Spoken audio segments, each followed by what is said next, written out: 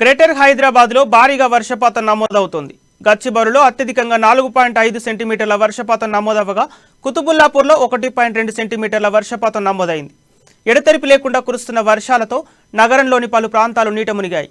రోడ్ల మీదికి ఇళ్లలోకి నీళ్లు వచ్చి ట్రాఫిక్ తీవ్ర అంతరాయం కలుగుతోంది. వర్షాలతో ప్రజలు ఇబ్బంది పడుతున్న వేళ జీహెచ్ఎంసీ సిబ్బంది తీరుపై విమర్శలు వస్తున్నాయి.